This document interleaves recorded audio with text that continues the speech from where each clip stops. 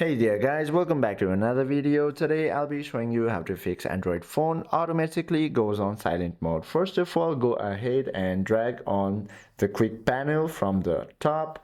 Then head to this option called mode and ensure all the sleeping mode and do not disturb modes are disabled. And once you have done that, head to the settings. From there, head to sounds and vibration option and scroll a little bit down and you will find an option called do not disturb. Go ahead and tap on it. From there, ensure that the option do not disturb is disabled.